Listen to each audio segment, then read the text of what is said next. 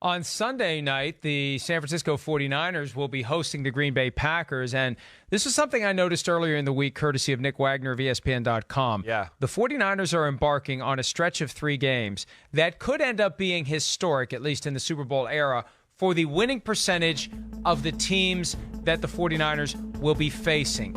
Right now, the next 3 opponents, Packers, Ravens, Saints, all have won 80% of their games. If that holds, which means the Ravens need to beat the Rams on Monday night, the Saints need to beat the Panthers on Sunday, and the Falcons on Thursday night, then all 3 opponents will be at or above 80%. That will be the first time that's ever happened this late in the season in the Super Bowl era for the 49ers to have back-to-back-to-back opponents of that magnitude. Now, look, they had some easy opponents early in the year. It all kind of balances out. But I'd much rather space out those 3 teams than have to take them one after another, especially with all the injuries the 49ers currently have. Yeah, definitely. This is going to be some tough stretch here. Now, I think they are a really tough matchup for the Green Bay Packers. I do. The Green Bay Packers defense not being very good.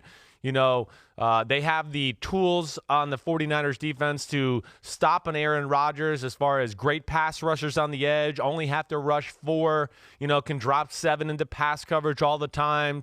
If they just don't let Devontae Adams and Aaron Jones beat them, which, we've seen the 49ers run defense is arguably the best in football. So it's special from those lines too. But you're right, the health problems are concerning. They definitely are. And there's, like we talked about last hour, there's a lot of familiarity with the coaching staffs. Kyle Shanahan worked for Mike Pettin. LaFleur's in Green Bay. Of course, he learned football and a lot of things from the Shanahan family working under them. I do think the 49ers are the better team, but yeah, with some of the health concerns, it does kind of even the playing field here to where it could be a great game on Sunday night.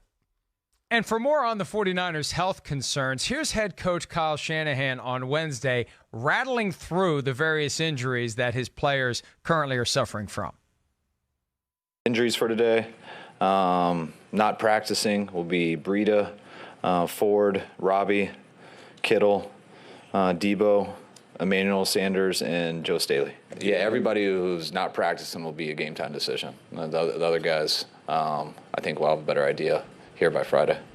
So that's Matt Breida, George Kittle, Emmanuel Sanders, Debo Samuel. That's all on offense. And you throw in Joe Staley, the left tackle, D Ford on defense, their kicker, Robbie Gould.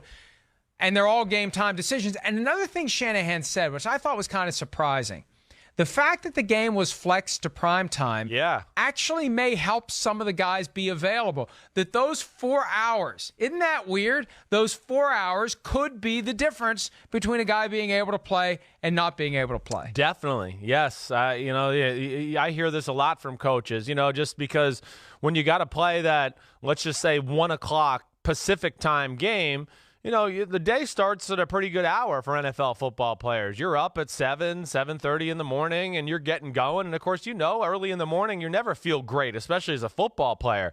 It takes a little while to get, all the kinks and, get the oil going through the joints and get everything moving the right way and all those type of things. So a little extra time, a little extra maybe exercises and rehab can allow guys to start feeling good for – what would be a 5 o'clock Pacific time type kickoff around that range. So that is an interesting angle. But the big thing is those offensive injuries to me. Debo Samuel and Emmanuel Sanders have created a really special tandem at receiver for the San Francisco 49ers. Debo Samuel is like he's a running back who plays wide receiver. Physical, over the middle, breaks tackles, can beat you deep. Emmanuel Sanders can do everything, route running, and is just a well-rounded, awesome receiver. And then when you don't have Kittle, who is the best player on their offense, man, that's tough. And that's really where they had the great advantage against this Green Bay defense that stinks. There's no other way to say it. It's 28th in football. They can't stop the run at all. Their interior defensive line is just not good. Their middle linebackers are just not good. And because of that, it makes Mike Pettin have to do some things in coverage that I don't think he wants to do.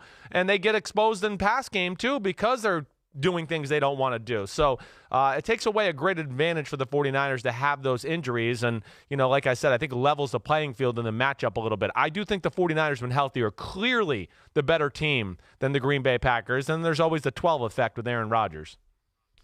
And a guy who has just become forgotten in that offense is Marquise Goodwin. With Sanders and Samuel both injured, then maybe it gives Goodwin a chance to do something. He's got 12 catches in 8 games this year, and he was a healthy scratch at least a couple of times. So kind of a strange year for him, but maybe an opportunity coming his way if both Deebo Samuels and Emmanuel Sanders can't play. Hi, I'm Mike Tirico, and thanks for watching. Make sure to hit subscribe for the latest news and highlights from NBC Sports.